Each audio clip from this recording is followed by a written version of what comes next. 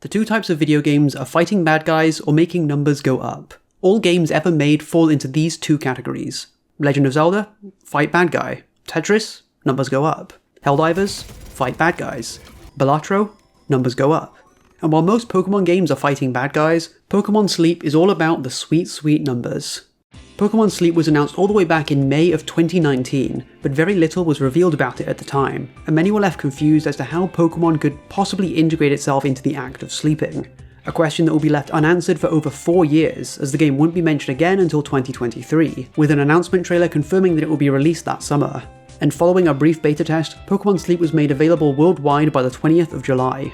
I'll admit, I was one of the skeptics. I didn't see how this game could possibly work or what its purpose was. I downloaded it out of curiosity, and since then, my eyes have been opened, or more accurately closed. Behind this simple veneer of gameplay is a complex system of mechanics that are ripe for optimization and strategizing, all in service of making the number go up. Welcome to Pokemon Sleep. Since I'm not sure how else to do it, this video is going to be structured somewhat like an iceberg. I'm going to cover some of my basic thoughts and first impressions of the game first, a general breakdown of how it works, and then I'm just going to plunge right into all of the weird little optimizations and min-maxing stuff that I've figured out while playing this game for the last 500 nights. If you're already familiar with Pokemon Sleep and want to jump ahead to any of those segments, I'll put timestamps on screen and in the description. But for those of you unfamiliar, Pokemon Sleep has a very simple gameplay loop that can be broken down into two phases. During the day, your helper Pokemon will gather berries and ingredients, which are used to feed the Snorlax in the middle of your campsite. Then at night, you use your phone or a connected device to monitor your sleep, which is then used in conjunction with the strength of your Snorlax to determine which Pokemon appear in the morning.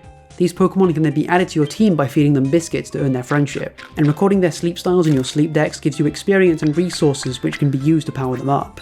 Your Snorlax doesn't stay with you forever though, and at the end of each week, you have to say goodbye and start over, keeping your team but feeding a brand new Snorlax from scratch. If that gameplay loop sounds familiar, then it might be because you've played a similar Pokemon game before. 2 years before the first announcement of Pokemon Sleep, Magikarp Jump was released into the world. This free-to-play game was centered around a competitive Pokemon league, where trainers raised Magikarps to jump as high as possible. It plays like many idle, time-wasting mobile games of that era. Powering up your Magikarp consisted of gathering berries and taking part in training sessions, and eventually, once your Carp has reached its full potential, it would retire and you get to fish up a new one to start over again. With each generation, you'd be able to go further into the league tournament, increasing the maximum potential of your Carp and the speed at which it would gain power, by investing your league winnings into better food and training equipment. I could talk about Magikarp Jump for a lot longer, and maybe I will in future if people care to hear about it, but I wanted to bring it up because when I started playing Pokemon Sleep, I couldn't help but feel a strong influence from Magikarp Jump in its mechanics. At their core, both games revolve around raising a Pokemon that you own temporarily, and by raising them you access more resources for improving how fast you can raise them, such as by improving the food they eat or gathering permanent Pokemon allies who will assist in raising them with various skills. This kind of incremental gameplay loop is fairly common in idle games, but this similarity is also more than just a coincidence, as Magikarp Jump was developed by Select Button, the same studio that developed Pokemon Sleep until the Pokemon Works took over in November of last year. Now, it's worth asking what the end goal of Pokemon Sleep is. Like in most Pokemon games, there is a Pokédex that you need to complete by observing Pokemon as they sleep in different ways. But like Pokemon Go, new Pokemon are being added in over time and slowly pushing that goalpost further away. And due to the nature of how Pokemon are encountered, it's not easy to actively search for a specific Pokemon or sleep style. All you can really do is go to the right location and hope that your sleep style that week is the right kind for encountering that Pokemon. It's also possible to find shinies, with the current shiny chance being estimated as around 1 in 450. But for the same reasons listed above, there's not much you can really do to increase your shiny odds, or improve your chance of encountering a specific target. Hunting a shiny basically just boils down to playing the game like normal and being pleasantly surprised when one appears. As it's intended, the end goal of Pokemon Sleep is not actually completing the game, but improving your sleeping habits. The actual data it collects from you sleeping is mostly superficial, but there are a few game mechanics that intend to form better habits in you. Your main shop currency is directly tied to how much restful sleep you get, and you get additional items and premium currency for keeping to a set bedtime and a consistent schedule. So, has using this app for almost 2 years actually improved anything about my sleeping habits? In all honesty, I'd say yes. During 2020, my average bedtime gradually started drifting backwards until I was going to bed as late as 4 in the morning and then waking up at 11 AM, so I definitely started out with room for improvement. However, I am very much a night owl. I get inexplicably productive late at night, and case in point, I'm currently writing this part of the script at 2 in the morning. Add to that the fact that I'm in the UK and a vast majority of my online friends are 6 to 8 hours behind me in the Americas, and I'm often staying up pretty late, whether I'm recording something with people, chatting in a call, or playing games together online. So I wasn't looking to make any massive changes to my sleep schedule, just get to bed a little earlier and get a bit more sleep each night. And surprisingly, Pokemon Sleep is okay with this. It understands that people can have variable sleep schedules, and not everyone is built for going to bed at 10 and waking up at 6. You get to choose your own goal for when you want to be in bed, and there's also no penalty for missing this self-enforced curfew, but you are encouraged with various items and bonus mission rewards for reaching it frequently. The only limitation on this is that each day begins at 4 AM, so if you go to bed at 4:30 on Saturday nights, that counts as a sleep session for Sunday, meaning your sleep on Sunday night is going to be counted as your second session of that day, which comes with its own associated drawbacks. I imagine that's not going to be a problem for most people, but just know that I did mess up at least one day of sleep research by doing that. Before Pokemon Sleep, a common problem I had was that I would often be snoozing my alarm multiple times and going back to bed before finally getting up, especially during the winter when I'd rather be under my blankets than getting dressed in the cold. But with Pokemon Sleep, in addition to having more rest, for the first few months I now had the novelty of wanting to immediately see what I'd encountered that night instead of snoozing my alarm for another 10 minutes. However, this has replaced snoozing my alarm with sitting on my phone in bed for longer than I'd like. Before Pokemon Sleep, I'd keep my phone on the other side of my room, so if I wanted to keep snoozing the alarm, I'd have to at least get up and out of bed to do it. But since my phone needs to be on my mattress for Pokemon Sleep to track my movement, I now have my phone immediately accessible once I wake up. And after checking my morning encounters and making virtual breakfast, it's incredibly easy to fall into the trap of checking my other notifications and then scrolling for half an hour before actually getting up.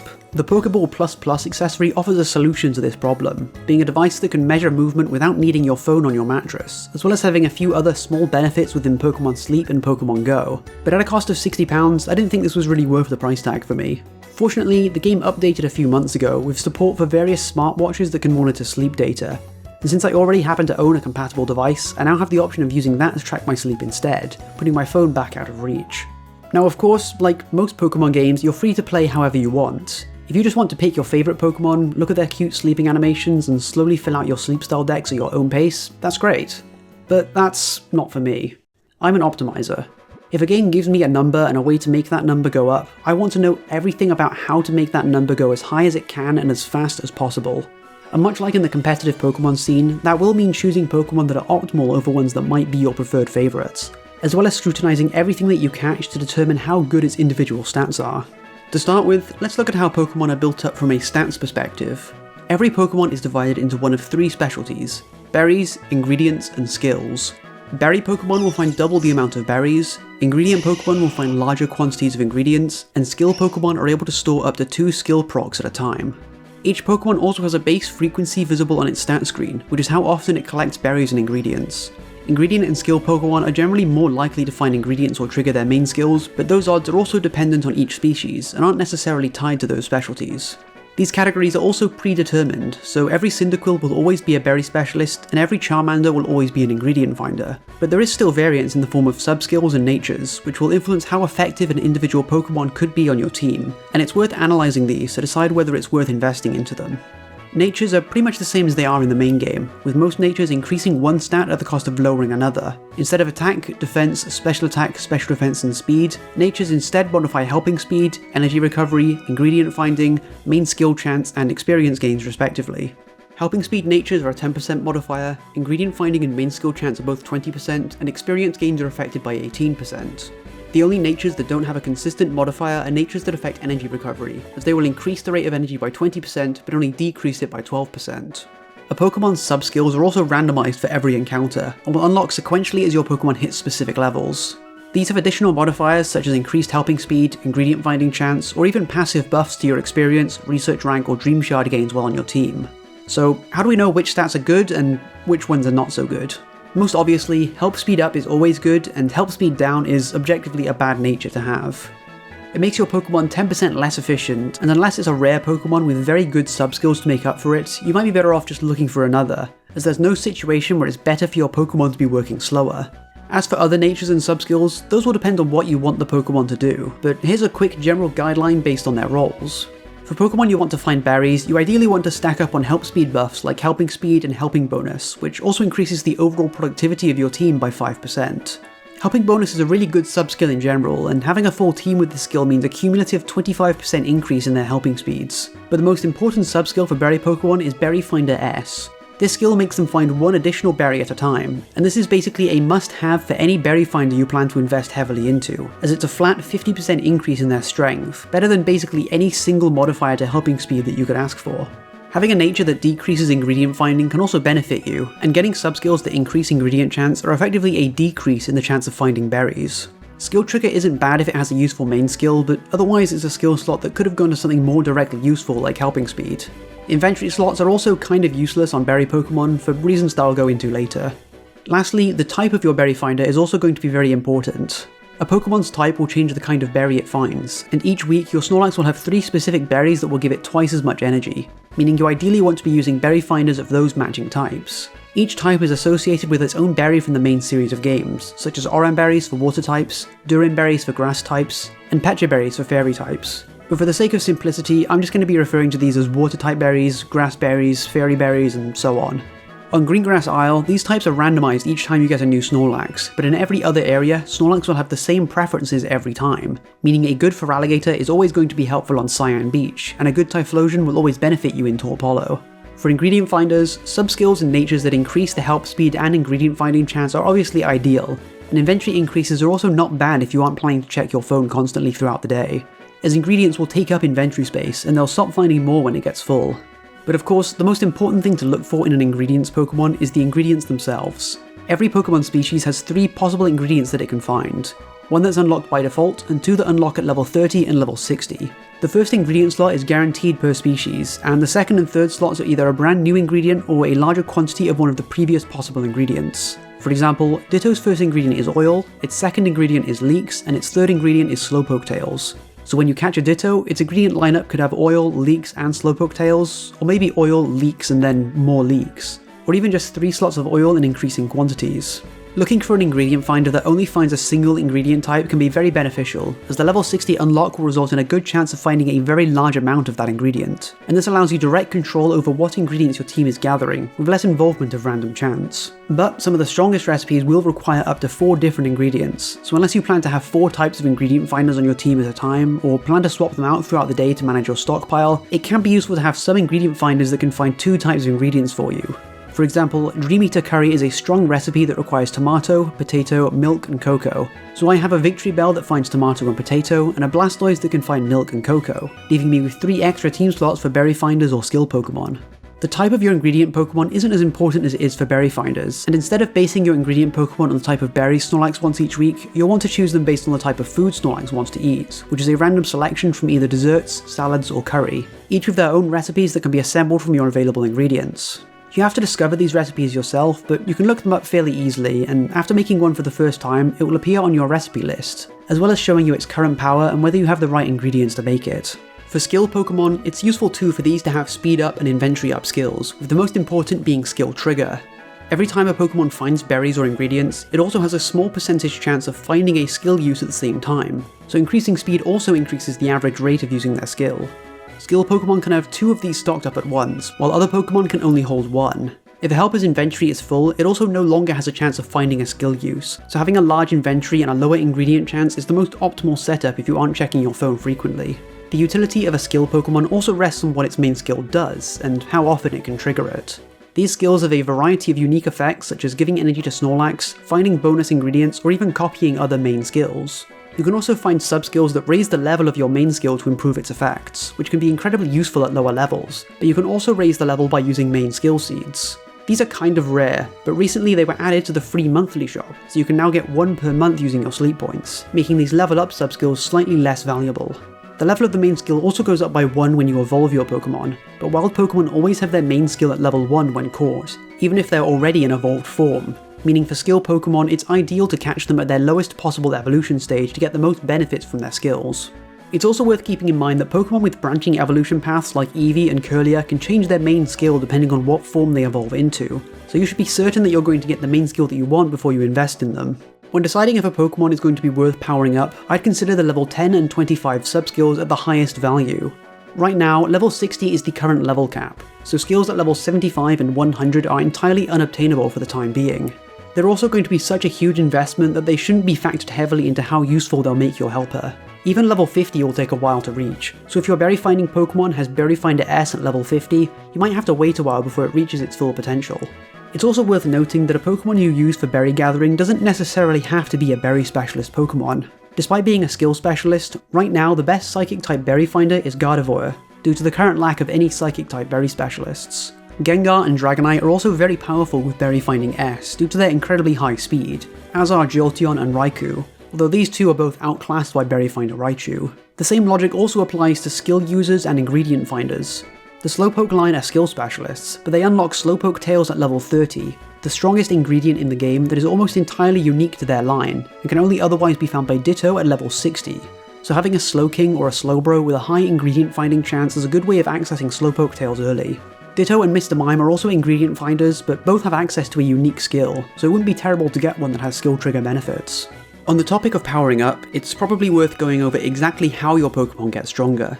In order to increase the speed at which Snorlax gains strength, you're going to want to be leveling up your Pokemon. Although this is also where the game's slow and steady nature really shows through, as getting your Pokemon to high levels is a very gradual process that's going to take a lot of time. Assuming you get a full 8.5 hours of sleep, your active team of Pokemon will each get 100 points of experience. At level 5, you need 164 experience to reach level 6, then 202, 274, 315, and so on. A full week of sleep will get your team from level 5 to level 8, but it will take you about a month to get from level 8 to level 16. And if you want to get from there to level 50, you're looking at another 261 days, or about 9 months of good sleep. And keep in mind that experience only goes to the Pokemon actively on your team when you go to sleep for the night, and you're likely going to want more than 5 Pokemon at your disposal to cover various types and recipes. Even worse are pseudo-legendaries and legendary Pokemon, which need more experience points per level, and an experience down nature means that individual Pokemon will be getting 18% less experience each night. A level 5 Larvitar with an experience down nature will take 378 days to reach level 41 where it can evolve into a Tyranitar, and then another 5.5 months to get the remaining 9 levels it needs to hit 50. Thankfully there is a way to speed up this process. When performing sleep research, you receive candy for the Pokemon you discover, along with varying amounts of Dream Shards depending on the rarity of the sleep styles that you find. Pokemon Go players might be familiar with this mechanic, as Dream Shards are functionally identical to Stardust, and are used as a sort of universal experience pool that you can distribute among your Pokemon, as long as you also have the necessary candy for that species. There are also events where your Pokemon can receive more experience per night, and events where you can spend more Dream Shards to increase the amount of experience earned per candy. In addition to unlocking new skills and ingredients, or hitting requirements for evolution, the benefits of leveling up include a small increase in their frequency and the strength of their berries. These bonuses are fairly minimal per level though, so when considering whether to spend your Dream Shards, I'd say that unless it's a berry finder you're using often, it's worth saving until you can hit one of the breakpoints for unlocking a new subskill, ingredient, or evolution requirement. Going back to main skills, I thought I'd break down what skills I find most useful and which ones are not really worth putting on your team. Charged Strength can feel very powerful in the early game, as it will give an immediate strength boost to Snorlax when triggered, but since skill levels don't scale with your Pokemon's level, the benefits of Charged Strength are quickly diminished as your berry finders and recipes get stronger, and I find this skill to be mainly an additional bonus on the Pokemon that have it, rather than a main feature. Stockpile is also a variation of Charged Strength that is currently unique to Drifloon and Driflim, which works by giving a large amount of strength based on how many times in a row it stockpiles, although it needs to gather at least 7 or 8 before the final spit up is stronger than an equal amount of Charged Strength then. If you're starting out, it can be worthwhile getting a Bonsly and evolving it into a Sudowoodo. It's a common Pokemon with a fairly low investment cost to evolve, and this gives you a level 2 Charge Strength M that generates about 1000 energy every time it activates, which can help out until you get some good berry finders leveled up. As for the late game, if you're willing to invest some main skill seeds into Ampharos, it can be quite valuable in certain situations, such as events where the chance of triggering main skills is increased. Dream Shard Magnet is also not very useful from my experience, as the amount of shards you get is quickly dwarfed by the amount you naturally get overnight. Near the end of the week, I can expect to get 20,000 Dream Shards from sleep research, and to get that many from a Dream Shard Magnet Lucario, it would have to be triggering 12 times a day, and would cost me around 5 main skill seeds to get it to the maximum level. Even if I had a full team of Lucario and I spent 10 Dream Shards to get each of their skills to level 4, each one would have to trigger 6 times a day to meet that level of productivity. Not to mention the lack of berry and ingredient finders would mean that Snorlax wouldn't be getting as much strength from this setup either, which would have a much larger impact on how many Dream Shards I'd be getting from each night of research. Extra Helpful is a skill that causes one of your random helper Pokemon to instantly gather berries or ingredients. This can be very useful if it targets your strongest berry finder or a Pokemon that you need ingredients from, but the randomness of this skill means it's not very reliable. There's also a much better version called Helper Boost, which is currently exclusive to Raikou, Entei, and Suicune. And this skill activates for the entire team, with a bonus that also scales up depending on how many of your Helper Pokemon match the legendary's type. These Pokemon are very rare though, and will take a lot of biscuits to catch. But if you manage to add one onto your team, they can be extremely valuable in areas where those types are preferred by Snorlax, namely Cyan Beach, Torp Hollow, and the Old Gold Power Plant. There's also another variation of the helpful skill called Berry Burst, a relatively new skill which is unique to Mimikyu and Rufflet. When triggered, they'll find a handful of berries, as well as several berries based on the types of the other Pokemon on the team. Since berries just give strength to Snorlax, this skill is functionally similar to the charge strength skill, except the main difference is it actually scales with the level of the Pokemon too, since berries get stronger at higher level, and all the berries found using this skill are treated as the level of the skill user that triggered it. This also means the skill is situationally better when Snorlax prefers the type of berries that the skill user has. Mimic, Transform, and Metronome are fun skills that are also somewhat unreliable due to their random nature, but I really enjoy the detail of Ditto actually transforming into the Pokemon that it's copying a skill from. Cooking Power Up increases your pot size for the next meal, which can allow you to access recipes that need a higher amount of ingredients than your current limit, and Tasty Chance will increase the odds of your meal being extra tasty, which is effectively a crit that doubles the strength of your meal. This crit boost also stacks with itself and only goes away once you cook a tasty meal or change campsite locations. This one is especially good on Sunday, where the base Tasty Chance is higher and the crit boost is multiplied to ×3, and these Sunday crits can generate an extremely high amount of strength. But the cooking related skill I end up using the most would have to be Ingredient Magnet. This skill pulls in a random assortment of ingredients whenever it triggers, which in the late game can be very useful for ensuring you have enough spare ingredients to keep your pot full. Ingredient Magnet can give you any ingredient you've obtained before, so once you get a Slowpoke to level 30 and acquire your first tail, you can start getting a lot more of them from Ingredient Magnet. I ended up investing skill seeds into a Vaporeon to get this skill to the max level, and now it regularly pulls in hundreds of ingredients a day with how often it triggers. Even if it generates ingredients I don't need, I can use them to fill out the rest of my cooking pot or sell them for a small amount of Dream Shards. The last group of skills includes one of the strongest and is a must-have on almost any team. Another mechanic you need to be aware of is that your Pokemon have their own energy level which depletes throughout the day. At 100% energy, your Pokemon works about 2 times faster, meaning a Pokemon with a frequency of 40 minutes will actually find a new berry or ingredient for you every 20 minutes. The only problem is that energy will quickly deplete throughout the day, causing your Pokemon to gradually slow down. It also has the added effect of making them look really sad and depressed when they get more tired. When I first started playing, it made me think I was somehow doing something wrong, because my whole team looked miserable by 8 o'clock, and I wasn't planning to go to bed for several more hours. Energy can also be restored by eating meals and using an item from the shop, but the absolute best way is by using energy for everyone. As the name implies, this skill restores energy to your entire team, and with a good skill trigger rate and a few main skill seeds, you can easily keep your team at above 80% energy throughout the whole day. Even if the skilled user isn't contributing directly to Snorlax, having 4 ingredient or berry Pokemon working at 200% efficiency throughout the whole day is better than having 5 with an average of 150. Wigglytuff, Pawmot, Gardevoir, and Sylveon all get access to this skill. In terms of average skill triggers per day, Gardevoir is the optimal user, but the overall difference between these 4 is very small, and since it was my first shiny, I've been using Wigglytuff pretty much since the game came out. Despite it having the lowest average trigger rate of the available energy generators, as well as my Wigglytuff not having any skill trigger subskills, I've never had any problem with my team running low on energy after investing seeds into its skill. As such, I'd say use whichever one you like the most, although just be aware that Sylveon is probably the most annoying to get. In addition to needing 150 hours of sleep to evolve Eevee and access the energy generating skill, it requires more main skill seeds to reach max level, since it will only be level 2 when evolved from an Eevee, while the others will get to level 3 by evolving from their base forms. Ralts is also only available on Lapis Lakeside outside of events, which is one of the late game areas, so you'll probably want to use a Wigglytuff or a Pawmot in the meanwhile, even if you aren't fully investing resources into them. The other variants of this skill include Energizing Chia, which restores a larger amount of energy to a single random team member, and Charge Energy, which restores energy to the user itself. Moonlight, which is Umbreon's version of Charge Energy, also has a small chance of triggering the effect of energy for everyone. Due to only affecting the user or a single random helper, these skills pale in comparison to energy for everyone, despite generating more energy, but they can still be situationally useful. Using these skills can also put energy above 100%, which has no extra effect on efficiency, but simply allows them to stay at maximum productivity for longer. If it's late in the day and my team is still sitting above 100%, I'll sometimes swap out Wigglytuff for a 5th helper to increase my gains by even more, then bring Wigglytuff back in the morning. So with all that in mind, the big question is what sort of team composition gives you the most benefit? You only get to use 5 Pokemon at a time, so you'll have to choose carefully who you want to be using each week.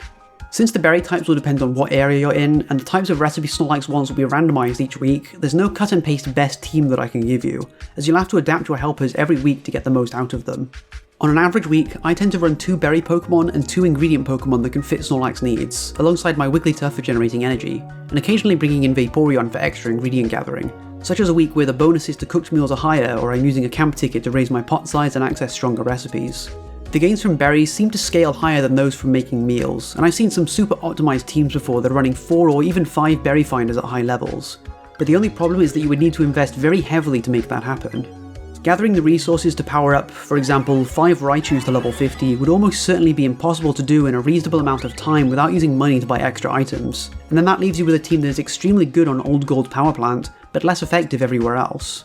I can imagine that the optimal late game teams will eventually involve running 3 to 4 berry Pokemon of the right type, an energy generator, and perhaps a legendary if they add more to cover a wider range of types. And due to the fact that new Pokemon are being added quite frequently, there isn't a lot of point in me making a tier list that will likely end up being outdated in just a few months.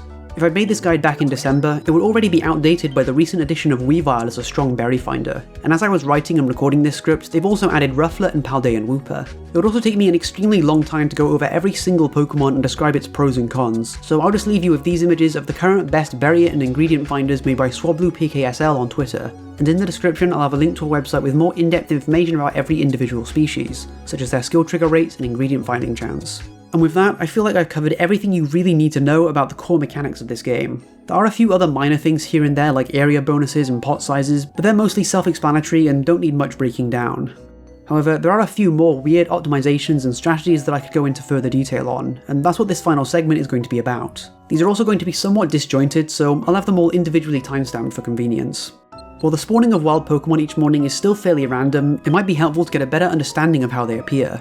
Drowsy Power is the total strength of your Snorlax multiplied by your sleep score, aka the duration you slept for, and then multiplied by any relevant event bonuses. This Drowsy Power is then used to purchase the wild Pokemon that you're going to see.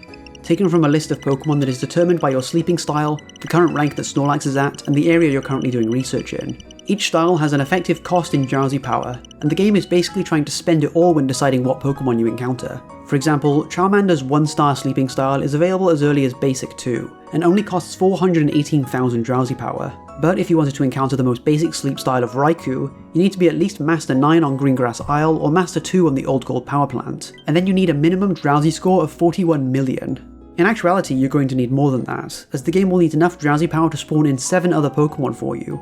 And if you're lucky enough to get a Raikou, the other Pokemon are likely going to be very common sleep styles, using whatever leftover Drowsy Power the game had to allocate. This means that hitting the requirement for Snorlax to reach a new rank doesn't necessarily mean that you have enough Drowsy Power to encounter those new styles. So even if you aren't going to hit the next rank up, it's still worth feeding your Snorlax at the end of the week to get its power as high as possible, since rare sleep styles translate into more Dream Shards, candy, and experience. The mechanics of hungry Pokemon are explained to you as part of the tutorial. When a wild Pokemon is hungry, the first biscuit you feed it will have 3 times the effect, with a rare chance of a crit that causes it to become instantly befriended. When feeding a Pokemon normally, there is also a small chance of it getting this 3 times multiplier, as well as an even smaller chance of the critical auto capture. When feeding Pokemon, it's good to know that after the first biscuit, every following biscuit you feed it has a 50-50 chance of making the Pokemon full, preventing you from feeding it any further. This friendship bar is also shared between Pokemon of the same species, so if there are 2 Pokemon that you want and one of them gets full, you can go and feed the other one to pick up from where you left off and finish befriending it. This bar also carries over between encounters, so if a Pokemon gets full, it will retain the same amount of progress the next time you see it, so there's no major rush to catch something on the very first encounter. The small number next to the hunger bar that goes up when you befriend a Pokemon is their friendship level, and at first this level seemingly doesn't do anything beyond tell you if you've already caught that specific Pokemon before, but once the level reaches 10, that Pokemon now has a guaranteed gold skill as its first subskill whenever you catch it, which means it'll be easier to hunt for one with Berry Finding S, skill level M, or helper bonus. It's also worth noting that shiny Pokemon will always be hungry, and feeding them will always result in a critical capture, meaning you should never use a Master Biscuit, Great Biscuit, or Ultra Biscuit on a shiny. A regular Pokeball Biscuit will always be enough to catch it, but you could also use your free Daily Biscuit if you don't have anything else you want to feed it to. While there's no methods for shiny hunting, the only thing you can really do is save Incense and wait until an event advertises an increased chance of encountering a shiny. Usually this kind of event boost is only for specific encounters, but during Christmas last year and the year before, they had a flat increase in shiny chance for that whole week. I don't know for certain what the increased rate is, or if those increased rates actually apply to Incense, but I know at least one person who saved their Suicune Incense for Christmas and ended up getting a shiny from it. Not all recipes are created equal. They get stronger the more times you make them, but recipes also have a level cap, and some recipes scale a little bit better than others with each level increase. New ingredients and recipes have been added over time, with these new recipes usually including one that's stronger than the previous strongest recipes, so this part of the video might quickly become outdated. But as of writing, the strongest curry, salad and dessert recipes are Hidden Power Perk Up Stew, Defiant Coffee Dress Salad, and Zing Zap Spiced Cola. And between writing and recording, this list is already outdated, because they added 2 new recipes and the best dessert is now Clodzire Eclairs. The only problem is that these recipes need between 87 and 102 ingredients to make, but the current maximum pot size is 69, so you can only make these recipes when using a good camp ticket, with the help of skills that boost your pot size, or on Sunday when the pot size is doubled. For recipes that can be made with the current maximum pot size, the best options are Ninja Curry or Dream Eater Butter Curry, Ninja Salad or Greengrass Salad, and Tea Time Corn Scones or Jigglypuff's Fruit Flan. For mid-game recipes that can be made with fewer ingredient types or a smaller pot size, I had good luck with Spicy Leek Curry and Spore Mushroom Curry, Carmine Fruit Salad and Spore Mushroom Salad, as well as Explosion Popcorn and Sweet Scent Chocolate Cake. And for the very early game, I started out with Hearty Cheeseburger Curry and Snowcloak Caesar Salad, since they both use the same 2 ingredients. And then for desserts I made Lucky Chan Apple Pie, which can be made with just apples and milk, and all of these can be made with only the first pot size upgrade.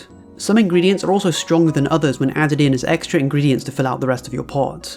Apples are by far the weakest at a power of 90, followed by milk, soybeans, honey and sausages at around 100. The strongest ingredients you can add into the pot are mushrooms at 167, large leeks at 185, and then slowpoke tails at a massive strength of 342. Although these ingredients are slightly harder to obtain, as they're either only available from Pokemon at level 30, or found on Pokemon that are found in later areas or cost a lot of biscuits to catch. Now, if you're trying to hunt for a specific Pokemon, either to have an optimal one on your team, or maybe to hope for a shiny, then the actual control you have over your wild encounters is relatively small. Outside of Greengrass, the overall pool of Pokemon you can encounter is smaller, meaning a greater chance of seeing a specific target, but you're still beholden to the sleep style that you get each morning to determine what set of Pokemon appear. When you first start the game, you're likely to get the same sleep style for a few nights in a row, but over time the game will figure out what your average sleeping pattern looks like, and then choose your overall style based on what falls outside of that average, instead of what is the highest percentage. You could register as snoozing for 60% of the night, but still get dozing Pokemon in the morning if you doze for a little bit longer than usual. While it defies the spirit of the game a little bit, there are some ways to try and influence your sleep style to your benefit. First of all, slumbering is the easiest style to attain artificially, as the requirement for the app to think you are slumbering is for it to register little to no movement. If you set your device down to record your sleep an hour before you actually go to bed, the game will likely register that you are slumbering for longer than normal and give you slumbering encounters. If you happen to wake up a little earlier than you intended, you can also move your phone onto a solid surface while you go back to sleep, which will also register as a lack of movement. Keep in mind that the app will get suspicious and stop recording if it detects absolutely no movement for more than several hours, so you can't just leave it on your bedside table for the entire night. You also can't do this too often, as it will begin to adjust your average to account for all the extra slumbering, and soon start giving you other styles instead. You can also get different results by changing your sleep environment, or the device you record with. Monitoring your sleep patterns using the movement of your mattress is not an exact science, so when I track my sleep with my watch, which is a much closer approximation of my sleep styles, I tend to get more snoozing data than I do from recording with my phone. I also spent Christmas sleeping on a much stiffer mattress than usual, and as a result my slumbering that night was much higher than typical, due to the fact there was less movement to register. On the topic of manipulating your sleep data, the game tells you that you can record up to 2 sleep sessions a day, but recording a nap in the middle of the day is honestly kind of a trap, at least at early levels. When starting out, you might be tempted to register a nap so you can see more Pokemon, but the number of Pokemon you see will be tied to your total Drowsy Power for the sleep session. And in the early game, a 2-hour nap might only give you enough Drowsy Power to encounter 4 or 5 Pokemon. Your sleep point total and sleep modifier is capped at a total of 100 a day for 8.5 hours of sleep, and the minimum duration you can log as a sleep session is 90 minutes, meaning your second session of the day can then only be a maximum score of around 85. In addition, your free bonus biscuit is only given out once per day, and you can't save it for your second sleep session if you don't use it on the first, so taking a nap forces you to spend that biscuit on the smaller pool of common Pokemon, and leaves you without it for the next morning where you're likely going to see more Pokemon and potentially rarer encounters. Many event bonuses like increased experience or special event shop currency are also only given during your first sleep research of the day, so any benefits that scale with your total Drowsy Power or sleep score are going to be heavily nerfed. However, once you're capable of powering up a Snorlax quickly at the start of the week, you might still be able to get a full 7 to 8 encounters from a small nap, and potentially double your total amount of encounters in a week by doing so, which could be useful during an event with an increased shiny chance or boosted encounter odds for a specific target. Despite having no multiplayer gameplay elements like trading or battling, Sleep does let you register people as friends. When you perform sleep research, the picture you save at the end is then sent out to all of your friends, allowing you to show off a cool encounter or a shiny. But the main benefit is that your friend also receives a candy for the species of Pokemon you saw, with a chance to get 2 candies if you've been registered for a while and both actively playing. And if you have the maximum number of 50 friends registered, that means you could be getting 100 extra candy per day, which is an incredible benefit early on when candy is a major bottleneck for evolving or powering up your team. During events when new Pokemon are introduced or featured, you'll also likely receive a lot of candy for that specific Pokemon throughout your friend research. You can also get bonus items from increasing your friendship with new friends, as well as special currency during certain events. Just make sure you're selecting research pictures of species that are useful or rare, as some people might genuinely remove you from their friend list if you send too many Gulpins, Wynaughts, or Crogunks. Now, the elephant in the room when it comes to mobile games is always the monetization. This is a free-to-play game, so the money needed to keep the game running and keep developers working on updates is obviously going to come from microtransactions. When it came to Select Button's last Pokemon mobile game, I found the monetization of Magikarp Jump to be extremely forgiving. It was fairly easy to get premium currency from just playing the game and leveling up, and I was able to get through the whole game without feeling the need to buy anything with real money. Magikarp Jump also had systems in place to actively discourage spending too much money. After buying 2,500 diamonds, which would cost you around £41 or $50 US, you would be given access to an item that could be used to gain 100 diamonds per day, giving you a generous permanent income of up to $70 worth of premium currency per month. And if for some reason you felt the need to buy even more, you were permanently cut off from the store once your total purchases reached 5,000 diamonds. Most of the things you could spend your diamonds on were also permanent upgrades like support Pokemon or tank decorations that provided small stat bonuses, so in theory you would only ever need so many diamonds to fully unlock everything you needed.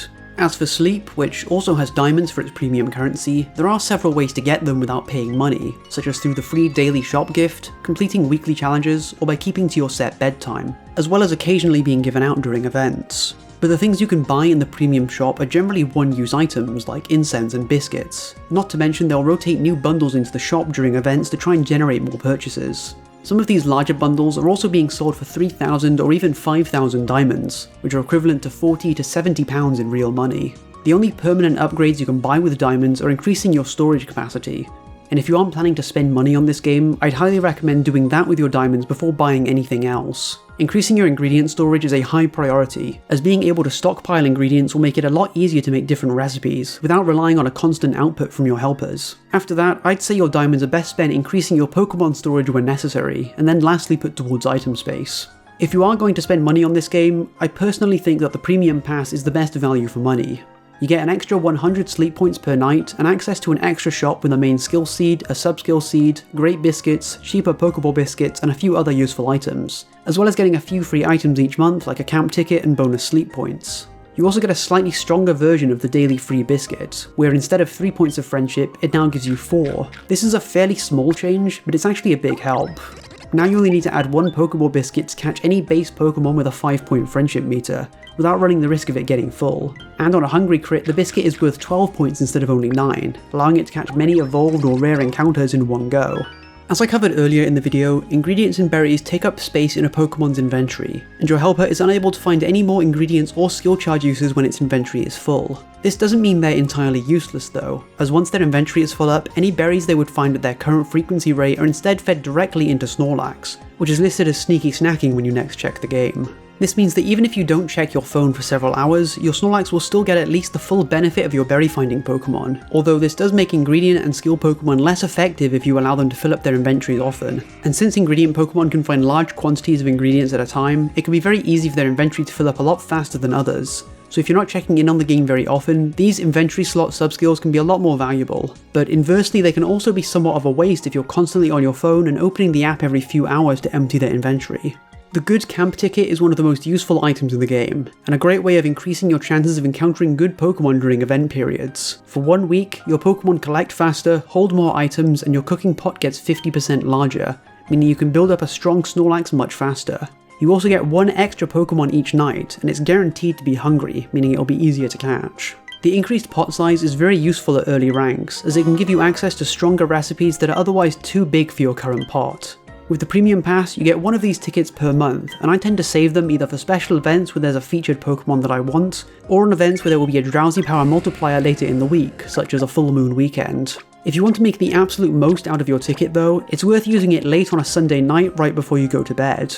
The effect of the ticket lasts for 168 hours, or 7 days precisely, but if you go to sleep before the effect of the ticket ends, it'll still give you your extra Pokemon encounter for that night, even if it would have ended before you wake up. So provided you use the ticket after your usual bedtime and then go to sleep before that time next week, you can get the full week of the camp ticket's effects, as well as an extra boosted meal size and extra encounter on that first night. Another useful ticket is the Easy Travel ticket. You can buy one a month from the shop for 100 sleep points, and you can use it to travel to another campsite location at any time. Moving campsites means you effectively lose all your current progress for that week though, so at a first glance it doesn't seem like a great idea to ever move, but there are a couple of instances where it can be useful.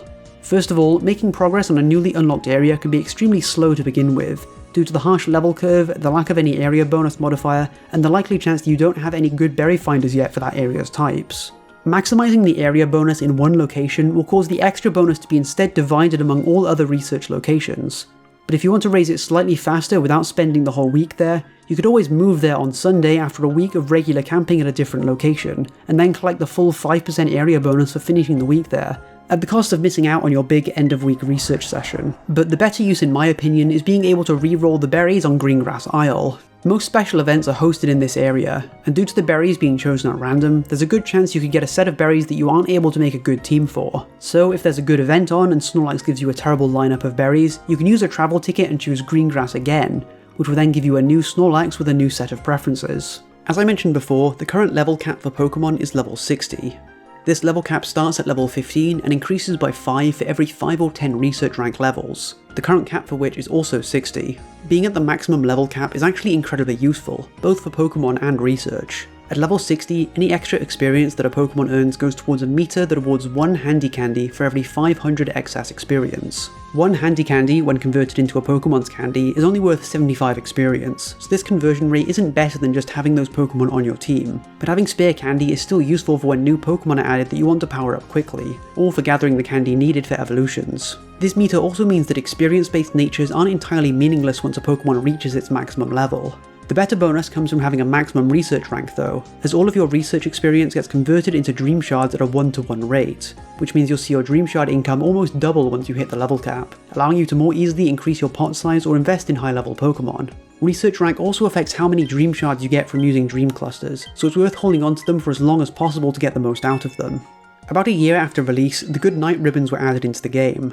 After 200, 500, 1000 and 2000 hours of sleeping in your active team, your Pokemon will receive a new version of this ribbon, with each level having cumulative benefits. The first ribbon only increases your carry capacity by 1, but at the final stage, your Pokemon will have 8 extra inventory spaces, and will be 12 to 25% faster if it hasn't fully evolved.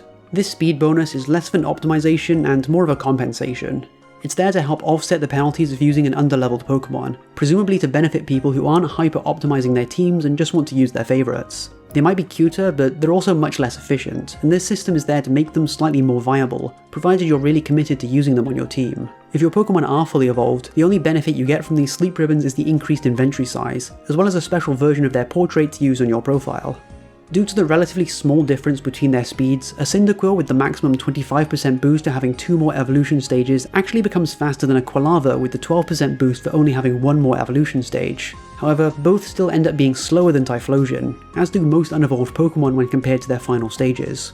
It's also worth noting that event Pokemon like Halloween Pikachu and Christmas Eevee won't get these benefits, as those forms can't evolve and are treated as single-stage Pokemon. There are a couple of exceptions however where you can benefit from not evolving. Vigoroth, much like its main game counterpart, gets much slower when it evolves into a Slacking, with a base frequency that's 10 minutes longer or about 20% slower. This is offset by Slacking having a much higher skill trigger frequency, meaning it's not necessarily a downgrade to evolve Vigoroth, but if you're planning to evolve it into a Slacking, you'll want to look for a Slakoth that has skill-focused subskills, rather than a focus on speed and berries. Another one would be Onix. The speed difference between Onix and Steelix is almost non-existent, but when Onix evolves, its type changes from Rock to Steel, which changes the berries it produces from Citrus to Bellu, and therefore means that it now becomes much less effective on Torpollo, but a lot more effective on the Old Gold Power Plant.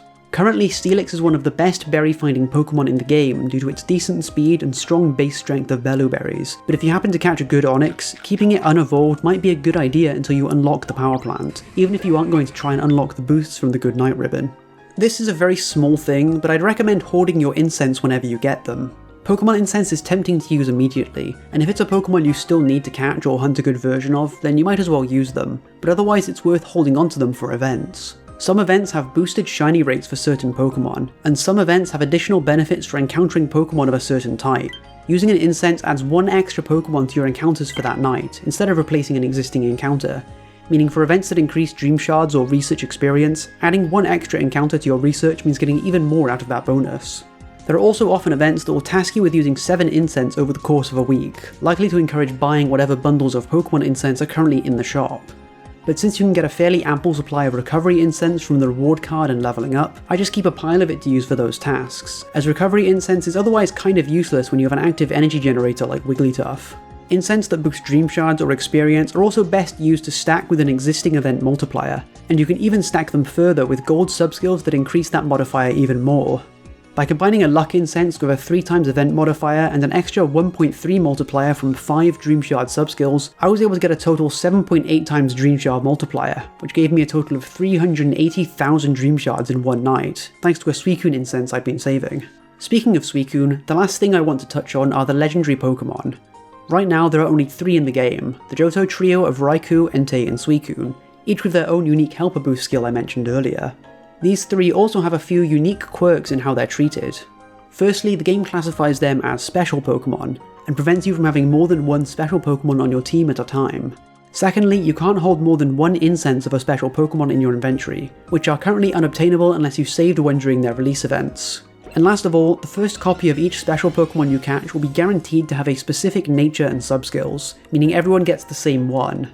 These legendaries are powerful on paper, but currently lack the support to make optimal teams around them. In order to get the most benefit from them, you need a full team of unique Pokemon that match their type, meaning a team of 4 Raichu and 1 Raikou only counts as 2 helpers for Raikou's skill, but a Raichu, Pikachu, Ampharos, Jolteon and Raikou would all count as 5 unique helpers. The costume versions of Pikachu that were added for Halloween and Christmas also count as separate and unique species, so Halloween Pikachu and normal Pikachu can be used together. Having to run a monotype team does heavily restrict what ingredients you can access and what skills are at your disposal, as well as there generally only being 1 or 2 best berry finders for each type.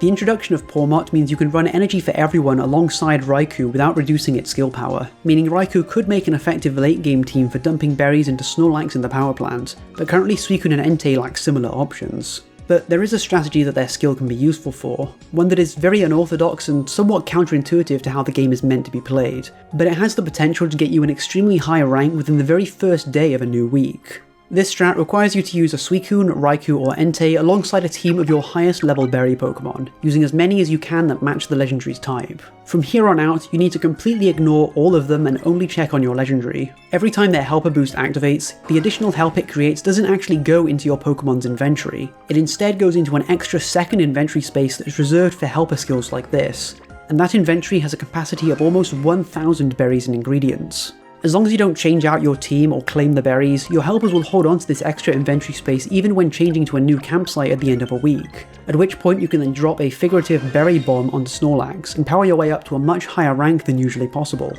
You'll also still be making progress on your current campsite while charging the berry bomb, as your berry finders will still be feeding Snorlax their usual berry finds through sneaky snacking. The only downside is you'll likely be struggling for ingredients to make meals. I spent a week charging up a Typhlosion, Ninetales and a berry finder Charizard with my Entei, alongside Wigglytuff to keep their energy up, and this is how many berries I got.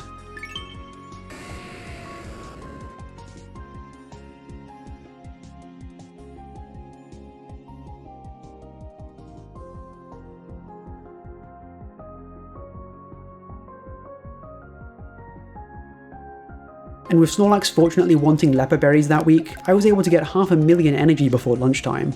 This strategy could be incredibly useful if you know an event is coming up in Cyan Beach, Torp Hollow or Old Gold Power Plant and want to ensure you get a strong head start with Snorlax's favourite berries. Just be aware that this strategy is almost certainly not an intended use of the helper boost skill, and there's always the possibility that it gets patched out or nerfed in future. Thanks so much for watching. Before I go, here's some quick news for my British audience. That's right, all 7% of you.